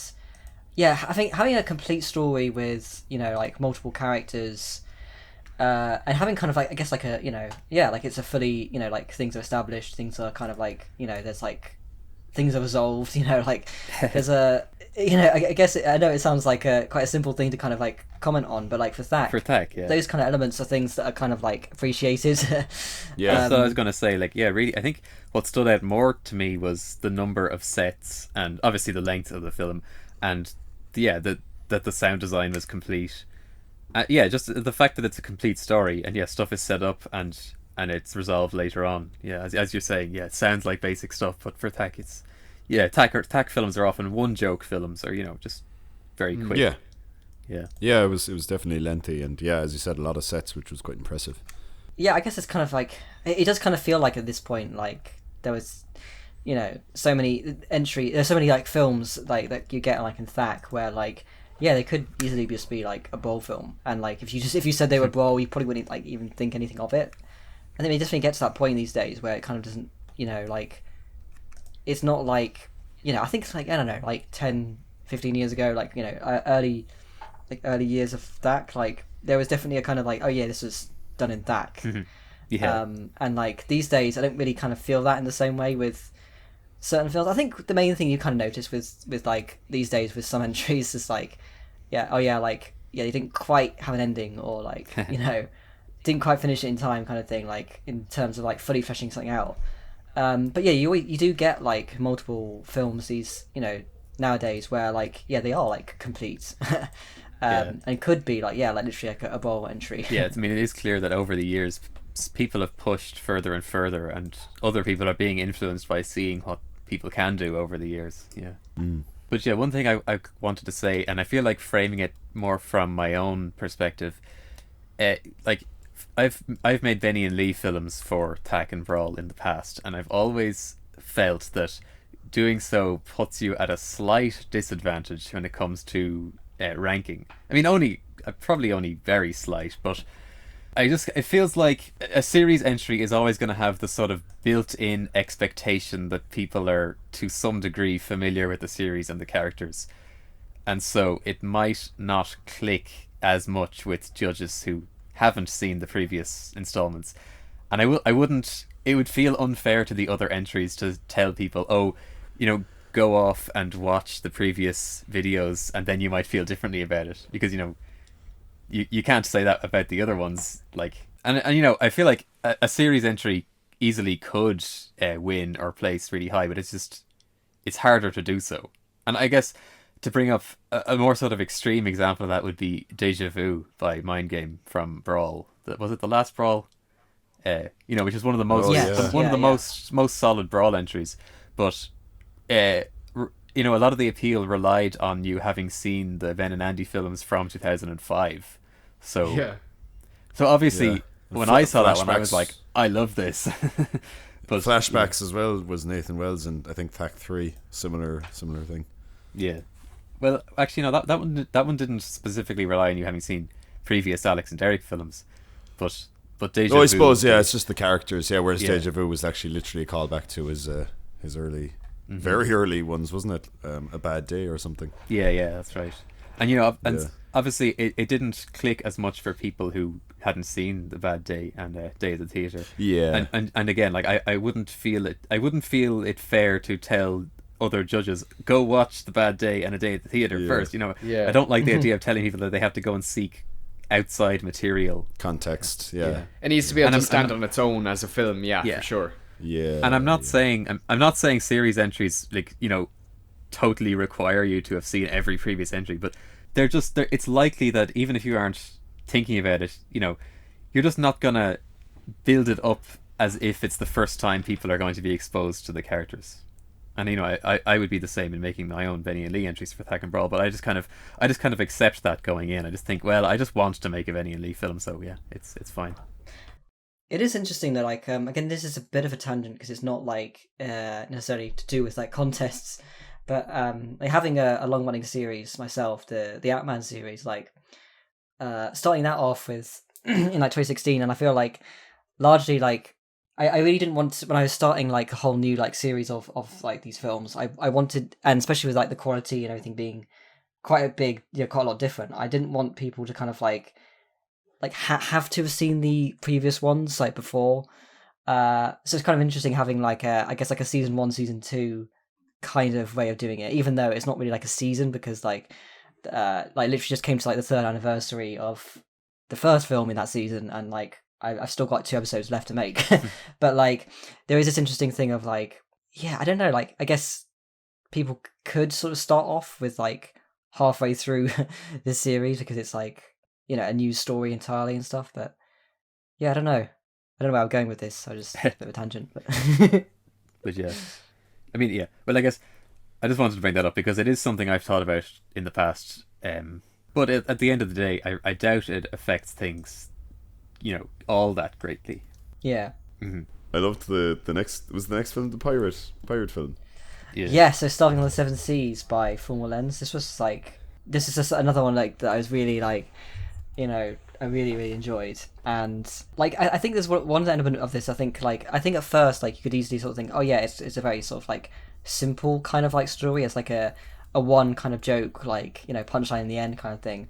But it's just so well done, and I just think the execution of the joke just really sold it in this one. Yeah. I also just really love the way that the ship is a speedboat. Yeah. And it kind of there's that shot where it kind of goes really fast, and the miniatures, really good. And I also as well I really love you got these sort of B-roll shots, just to start off with, that kind of set the tone, and there's just a lot of consideration. Yeah, a lot of and small for something details.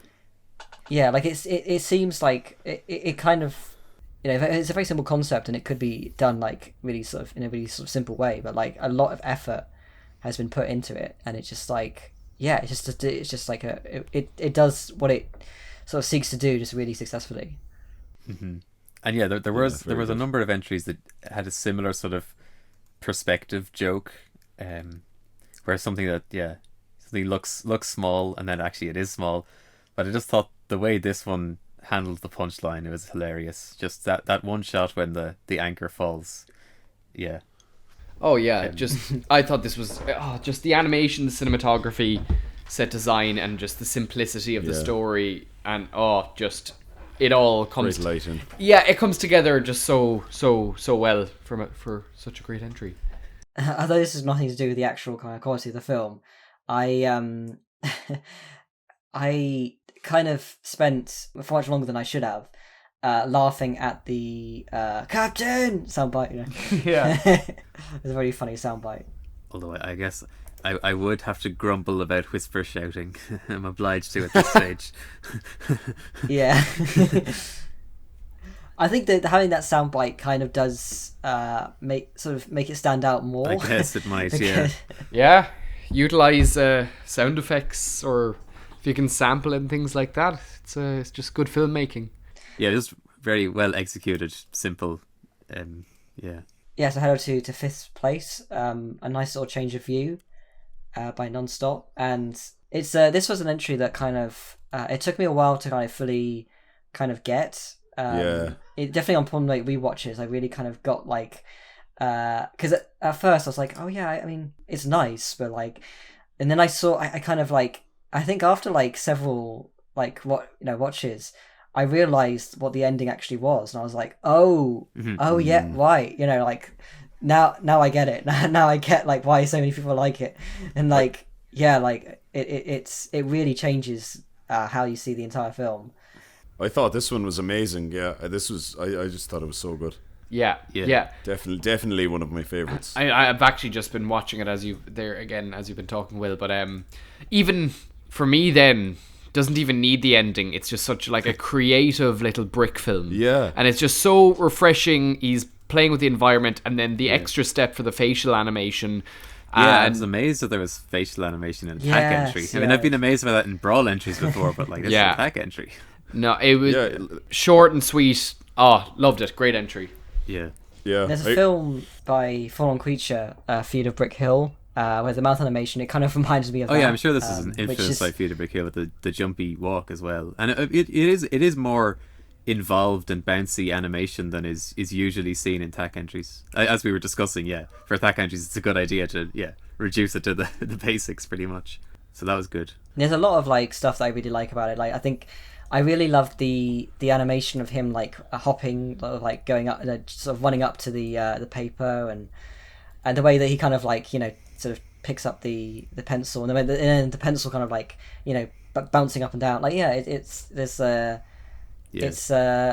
really love the animation, and like certainly it's really it is the ending that sold it for me, and it's probably why it placed as high as it did, because like before the ending it's like, well, this is a really well executed cute video, I kind of more thought of it as a video than a film, but then once you see you see what the implication of the ending is, like, okay, that this actually suddenly reframed everything you've just seen and gave the entire thing a lot more plot in one simple move. Yeah, like I think there's like one of these it's kind of what I kind of considered a kind of like a cute film, like an kind of film, and then realizing that it wasn't that. And I was like, oh yeah, actually this is brilliant. But yeah, I guess should we head over to fourth place entry? Yeah, Intruder was really good. I don't know if I fully get the ending. Would you care to tell me your interpretations? Perhaps we should, because we discussed this one a lot in the judging phase. Yeah, we kind of like, this was probably one that we talked about probably the most actually, just in terms of like trying to get the interpretation of the ending. And I think at first we kind of like thought, oh, maybe it's just like ran out of time, but there is definitely a sort of sense of like the execution of like the cinematography of like that ending. It feels too meaningful to just be, oh yeah, this is running out of time. Like it feels like it has some kind of depth to it. And we did actually have a really interesting conversation about like what it could mean. I don't know if Penta, if you want to kind of like enlighten. Well, with these types of films, people often try to not just explain their interpretation as if it's gospel truth, but what made us see it differently was, at first we were kind of saying like, oh, I love all the execution of the first part, but what was up at the ending? Did he just run out of time, or is he just trying to be abstract just for the sake of being abstract? Or we were saying those kind of things. But then Chris suggested, he said, the figure has had its mouth removed in the black and white section, and then once it turns into the color section at the end, he's obviously had to go out of his way to then give it a head with a smile, and he would have had to go out of his way to make the first section black and white, but the second section is in color, and also instead of being a dead environment, it's now outside with a natural environment.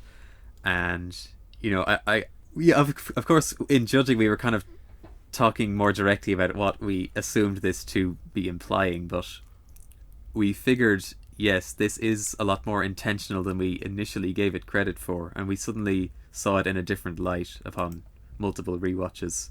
Interesting. Yeah. I don't know if I fully agree with that interpretation of the ending, but then that's maybe the beauty of it, or maybe we're all just missing the mark, or maybe you even got it completely right, Sean. I was trying to approach it without giving an interpretation, but just sort of showing that there was intention rather than the keys, just justifying. Yeah, exactly. Maybe that it wasn't just random. That there was clearly justification. Yeah, for, as you said about the mouth is appeared now, and yeah. I think one thing that made me laugh, I remember when we were kind of discussing it, was Penta when he said, "Is it literally just a touch grass, like a very exaggerated, just touch grass?" But no, I think there is definitely more to it than that. But I guess going into like the animation and the technical side of things, because I guess there's a lot to appreciate on that level as well. I think I just really love the pacing of it. The tension really builds really well. I don't know, like the horror kind of vibes to it. I think that the eye is genuinely pretty scary, and I really love like the animation of like when he's sort of like jumping into his, sort of jumping and putting like the sheets over his face. Yeah, that's great animation. But and little details like with the POV shot where like when he blinks, like it blinks in the POV shot, things like that as well. Oh yeah. But I particularly liked the framing. It's a film in 4:3, and like the cinematography, it's not show offy, But if you think about it, or if you consider it, like just the way each shot is laid out, I think it's very, very well done. Within 4:3, yeah. Yeah, I think that's it. The 4:3 makes it feel kind of like trapped in that. Yeah. And in the same way as like I guess like the Lighthouse, like the black and white 4:3, like you couldn't have done it. You couldn't have done the Lighthouse in like. With a sort of 16:9 color, and it's something like that with this, I feel like that really adds to it a lot. Having that 4:3 in black and white, really making you feel kind of trapped and enclosed, and without kind of giving it like too much of an interpretation. I do kind of think that it is interesting that you have this really enclosed, trapped kind of feel, and then. When you get into the color bit, like it feels more freeing. It feels like he's got that space. Like that's an interesting kind of element to it. I think it kind of feels like again like there's an intention there. But yeah, definitely, it went up in my estimation the more I watched it and considered it. Even though like to begin with, I still just loved the way everything looked, and the animation of the character under the sheet. All that stuff was great the first time around, but yeah, I guess again it's like if people think that it's strange that it placed this high, maybe watch it again. Yeah, should we head over to third place entry? We have actually briefly mentioned. We have kind of briefly talked about this before. Have a Nice Day, by Chazin. Yes, yeah, so good. Yeah, smashing entry. Yeah, the cinematography I just thought was great. The way it was shot, was really considerate of and the tension, and just really considerate of the way they like, especially for a THAC film, for something that has a 24-hour limit. I just found it like really, really well put together in every sense of the way, the sound design, the cinematography, and the just how the story was told in relation to the theme. This is something that I kind of mentioned in the when we were doing during the results live stream. But something that I kind of felt when watching it felt like it was the most kind of like, I guess, on point interpretation. Like I kind of like, it was kind of, I was hoping for like a Brick film like this, I think is what I'm trying to say. I just really love, this kind of seeing this sort of very internal perspective of a character. Yeah, I love how kind of like how well it was executed. I think through the cinematography, through like the sound design, I find it really effective in that. I mean, I was certainly impressed. Oftentimes in THAC, it's like you're impressed when films just have sound design at all, or if the sound design is complete. But in this one, it felt like the sound design was obviously helping to tell the story, to make it better. More so than just, it has sound design, but it's actually a really well considered element of the film. Yeah, it doesn't seem like an afterthought at all. It it nearly seems like the entire sound was like, I'm not sure if this is how it was done or anything, but it feels like it could have been animated entirely to the soundtrack. It's really, really well done. Absolutely. Again, it was another one that was kind of like not really disputed in terms of its placing. It was kind of like, this was, straight away, definitely one that was like going to be the top 3, I think. Yeah, definitely stood out to me too when I watched all of the entries. I guess we should probably. I mean, we've already talked about it. Yeah, we did talk about it quite a earlier. bit. Yeah. If you kind of, I don't know if there's like anything to summarize it, or should we like? Thank you for watching. Thank you. Yeah. I mean, I think we've got into it enough and how the process of it went, really, haven't we? I think for just sure. utilized 2 of us animating, same minifigs in different sides of the room. And we cheated because we're old, and we looked into the future and found out the mod element, and actually... we actually have been working on this film for 5 years. For 5 years, and... Guys, it's we would have 5 gotten years in the making. We would have gotten away with it too if it wasn't for you meddling kids, so... But much appreciation for the kind words said about it. Yeah. Yeah, I'm not sure if I have anything additional to say that we haven't covered earlier. I was just going to say that like maybe there is a way of cheating THAC. If you spent like 5 years working on it, you could kind of like maybe find a way of like just taking any elements that's and kind of like that's in the sort of frame, and like spending a really long time on the graphics to make it look like it was different color. But like spending like 5 years doing that, or that like, or the classroom, A B C D, have the alphabet in the classroom. and then you always have a mod element.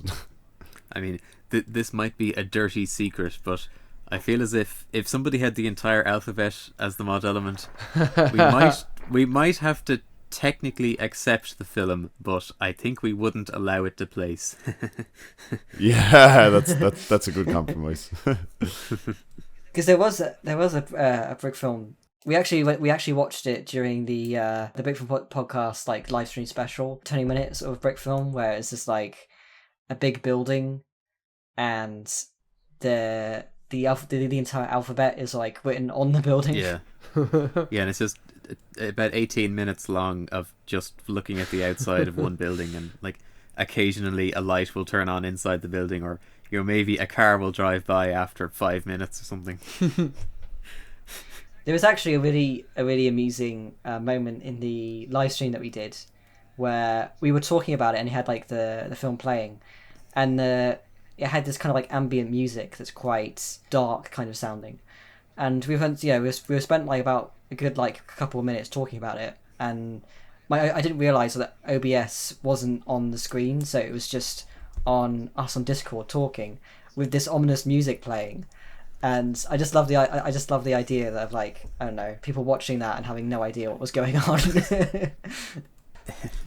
Yeah, I think in future I'll keep the stream open on my second monitor. Keep an eye on things. Yeah, but I guess we should go on to the winner. First place, the winner of THAC 2022, Mountain Manlet by Chihuahua. And again, straight away, it was kind of one of those films. I think both The Visitor and Mountain Manlet were both films where like, this already like the moment I see it, it feels like this is like a classic that's going to be remembered. You know, It's so good. Like like the live action shot of James clearly just throwing the little stud or whatever that piece is called. I remember that me and Daragh just laughed really hard. I think especially because he's been one of my favorite brick filmers since day one. His humor has always just been just ahead of everyone's. I just found him so funny, and I still do. Yeah, and also it being shot in 4x3 and they're not minifigs. They're like, are they the original? They're very homemaker old figures from the 70s. Oh my god. Are they? Yeah. I thought it was, and really good use of it. You know, having the mother in the lotus position and the child hugging his knees. Really cool use of the set. You know, and the theme, and the voice acting. I definitely feel like there's worth kind of mentioning that like the scale really fits the homemaker figures, which like considering it's going to be quite a substantially bigger than a minifigure. Like that is a pretty kind of achievement on its own. Well, I would say though, it's quite funny how like a lot of things like the apple and like the milk carton and stuff, they actually work to their scale. Yeah, I was going to say that. That's it. Yeah. We often don't think about it, but most minifigure accessories are absolutely gigantic. They're the size of a like a minifigure's phone. torso. Yeah. So like a phone is like exactly the size of a torso. So you can put them in the hands of a technique figure or a homemaker figure, and they actually look more like human scale. And it also works for the story too, because of the fact the fact that the little man is just literally little. If it was a minifigure looking at that, it probably wouldn't have the same effect that it did. True. Yeah. So it really works well. I love all the voice acting in it, but I love Dew's Rachel Dew's the line, which is obviously it's like intended to be kind of on the nose, from our perspective. The delivery of the line just got me so, I don't know why, it just made me laugh so much. Like James's writing, like my god, we have to credit like what an inspiration and like long lasting member. We grew up watching his stuff, and but Back to School. Yeah, that's a classic. Yeah, so funny. Still makes me belly laugh. And that man has gone on to create some great stuff. But yeah, no, just the writing, the pacing, all about it. The man knows how to do comedy. And the Father Ted joke. I'm sure he's not aware, but he. Oh, small, far away. Yeah. So if James is from our perspective, if I must say to him, or someone should say to him, or if he's listening to this, he should source out the Irish sitcom Father Ted and the episode with Graham Norton. Yes. As famously written by Arthur Matthews and nobody else. Yeah. The episode is called Hell. If you want, it's called Hell. It's literally the episode's called Hell. I think it's season 2, episode 1. And it's very much that nearly that joke, but not physically, just verbally. So yeah. I remember that's the episode where they go to like a caravan. Yes. Yeah, that's such a good episode. Yeah, so Graham Norton. Irish people have an encyclopedic knowledge of Father Ted. Absolutely, yeah. It's in our DNA. Stick on the old Riverdance album. It's that episode. Yeah. I guess for people in Ireland, it's kind of like how brick filming is for you, just in general. It's true, yeah. Fencer. Yeah. I'm putting you on my list of enemies. I really like Tony. Yeah, so James, we welcome you because you're Irish now for quoting honorary Irish. Yeah, man, no. I was talking with James just recently. I was doing an interview with him for the History of Brickfilms series, and he was talking about Back to School, and he mentioned that the main character in Back to School, like the voice acting of him, like for the time, was, I guess it's like what we were talking about. It was like, well, somebody's actually really going for it in their voice performance, which was super unusual in that time. Yeah. And he said that the voice was recorded by a youth pastor in a church. and like, What? I just thought Really? it was so funny, like that would be recorded by a pastor in a church. You know, if you watch the film, and the character is so brash. You know, he's like, nobody cares. Like, it's this But that's the asshole-ish thing. It was character. like, you're right. That's what stood out so much about it at the time. It was like some of the best voice acting I'd ever heard. You know, in a brick film. Like, it was so good. So yeah, I just feel like that's a story worth telling. A dog is peeing on my head. It's just like, yeah, he really was. Yeah, definitely that. Especially back then, that kind of random humor, like that was a sign of the times, and he does it so well. You know. I really love Clack as well. Clack. But yeah, like this THAC entry feels like it just slots in with his filmography just instantly. You know, it's like, man, this is it's like an instant classic. Yeah, it's like one of those old films that's been around for years that we all love. Absolutely, yeah. I mean, like even with the 4:3, it kind of looks. It looks like it's one of those. Yeah, films. that too. Yeah, literally, and even the backdrop of the buildings. Oh yeah, some of those Lego Studios buildings. Is that what it is? Because I remember those in the Bluntmation Stephen Gay those films too, and I'm sure I've seen Nathan Wells ones. And that's funny. You've got like the Lego Studios buildings, and then the big ugly rocks as well. That's true. Yeah, so it's just like it is just like early 2000s brick filming personified there. Yeah. But yeah, the intentionally flat line delivery I thought was absolutely hilarious, especially the last line. Yeah, so good. Well deserved winner. Absolutely. What a nasty little man. Yeah, it's lovely to hear Rachel's voice acting too. Cause, yeah, of course you'd remember that when you joined the community, every female character in a brick film would have been voiced by her. Literally, yeah, just a very prominent voice actor in brick films for so long, you know. So it was cool.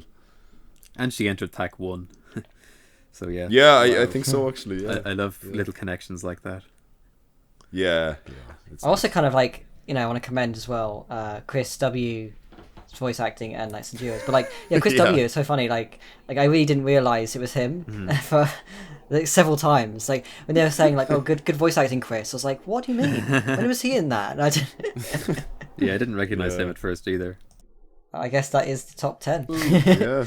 Glad to be this in has been it. very nice though, lads. Yeah, actually, I suppose we ought to mention that we did do a podcast with James before, which is why we decided to have the second place winners on. And of course, the I was runners extremely up. happy about that. It's really great to be able to talk with both of you after so long.